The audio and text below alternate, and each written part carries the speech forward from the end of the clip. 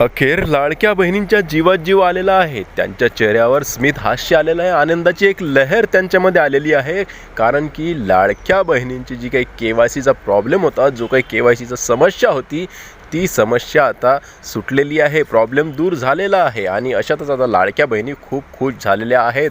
तुम्हाला माहीतच असेल की खूप दिवसांपासून लाडक्या बहिणी ह्या धरणे आंदोलनावर करत होत्या आणि रस्त्यावर उतरलेल्या होत्या. कारण की सरकारनं KYCची जी काही प्रक्रिया चालू केली होती आणि 31 डिसेंबर ही काही शेवटची तारीख दिली होती, तोपर्यंत अर्ध्यापेक्षा जास्त लाडक्या बहिणींची KYC झालेली नव्हती. कारण की वेबसाईटवरील लाडकी बहीण योजनेची जी काही KYC प्रक्रिया होती त्यामध्ये खूप मोठा घोळ होता. त्यामध्ये प्रश्न एक घुमून फिरून लाडक्या बहिणींना विचारण्यात आले होते. त्याचबरोबर OTP व्यवस्थित येत नव्हता. OTP येण्यासाठी खूप मोठा वेळ लागत होता. 10 मिनिटांच्या टायमिंगमध्ये OTP 8 ते 9 मिनिटांनी यायचा आणि टाकल्यानंतर एरर दाखवायचा, कारण की टाईम आउट व्हायचा.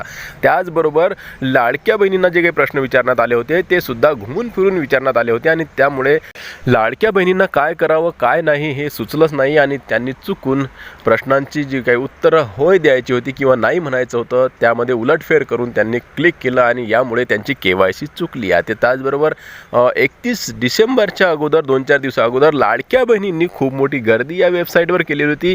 कारण की KYCची जी काही अंतिम मुदत होती ती 31 डिसेंबर होती आणि अशातच त्यामुळे गर्दी झाल्यामुळे हे काही जे वेबसाईट आहे हे हँग झालं होतं आणि बंदसुद्धा पडलं, लवकर उघडत नव्हतं. अशाच कारणांमुळे लाडक्या बहिणींची KYC राहून गेलेली होती आणि काहींनी जर KYC केलीही असेल तर ती चुकलेली होती. आणि अशातच आता लाडक्या बहिणींना 2 महिन्यांचे हप्ते आलेले नाही आहेत.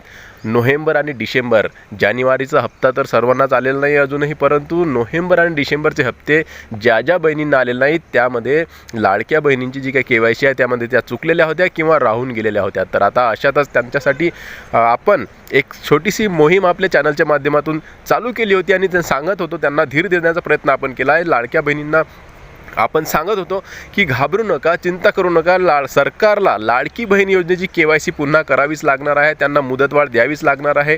आणि अशातच आता मंत्रिमंडळाचा निर्णय आलेला आहे आणि त्यामध्ये स्पष्ट मुख्यमंत्री साहेबांनी सांगितलेलं आहे की लाडक्या बहिणींची KYC पुन्हा होणार आहे. ज्या लाडक्या बहिणींची KYC राहिलेली आहे, चुकलेली आहे किंवा मग ज्या लाडक्या बहिणींना हप्ते आलेले नाही आहेत तर त्यांची KYC पुन्हा होणार आहे. आता ही जी KYC आहे ही KYC कशी होणार आहे ही थोड्या वेगळ्या प्रकाराने होणार आहे. कारण की मोबाईलवर तुमची KYC होणार नाही आहे किंवा मग कुठल्याही नेट कॅफेवर CSC केंद्रावर किंवा मग सेतू केंद्रावर सुद्धा तुमची KYC होणार नाही आहे. तर KYC होणार आहे अंगणवाडी सेविकांकडून तुमची पडताळणी होणार आहे. तुमच्या घरी येऊन त्या पडताळणी करतील, चौकशी करतील आणि त्यानंतरच तुमची KYC होणार आहे. म्हणजेच की तुम्हाला माहीत असेल या अगोदरसुद्धा लाडक्या बहिणींची KYC करण्यासाठी म्हणजेच की पडताळणी करण्यासाठी अंगणवाडी सेविका आपापल्या घरोघरी आल्या होत्या आणि त्यांनी तुमची चौकशी केली होती, पडताळणी केली होती.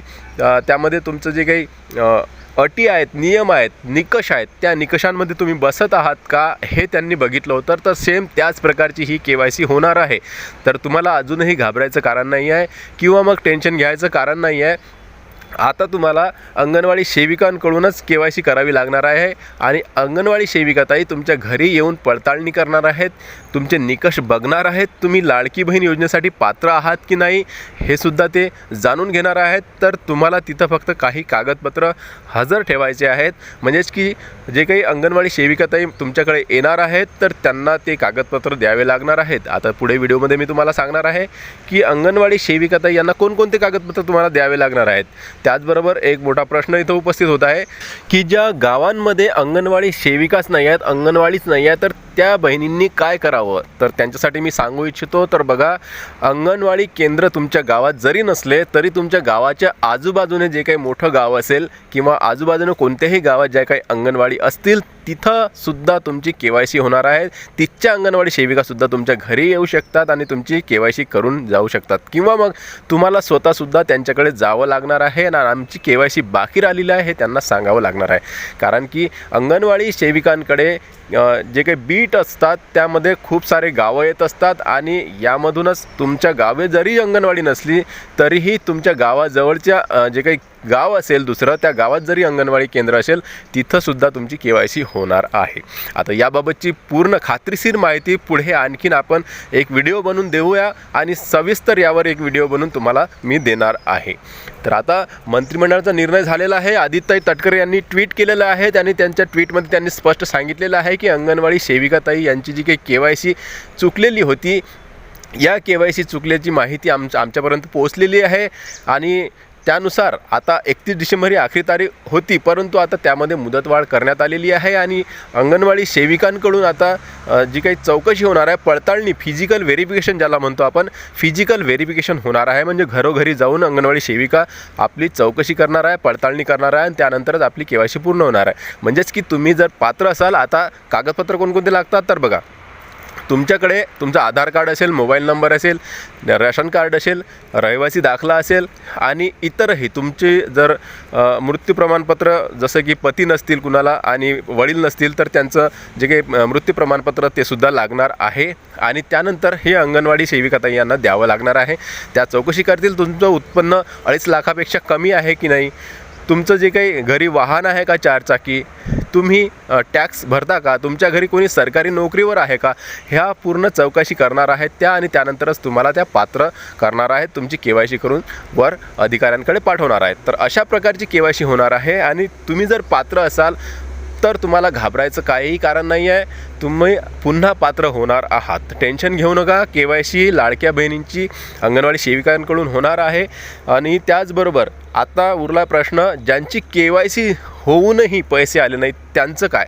तर तुम्हालासुद्धा मी सांगू इच्छितो की तुम्हालासुद्धा अंगणवाडी सेविकाताईंच्या जवळ जाऊन किंवा मग त्या जर घरी आल्या तर त्यांनासुद्धा तुमचे कागदपत्र द्यायचे आहेत. विसरू नका, तुमची KYC सक्सेसफुल झाली तरी पैसे आले नाही, तांत्रिक घोळ आहे, समजू शकता तुम्ही. तर म्हणून तुम्हालासुद्धा तुमचे जे काही कागदपत्र आहेत ते अंगणवाडी सेविकाताईंना द्यायचे आहेत आणि त्या जर आल्या नाहीत तुमच्या घरी, कारण की यादी जिल्हाधिकारी कार्यालयामधून अंगणवाडी सेविकांकडे जाणार आहे. तुमची जी काही KYC आहे ती सक्सेसफुल दाखवलेली असेल आणि अजूनही तुमचे नोव्हेंबर आणि डिसेंबरचे हप्ते आलेले नसतील तर मग मात्र तुम्हाला एक वेळ अंगणवाडी सेविकाताई यांना भेटावं लागणार आहे.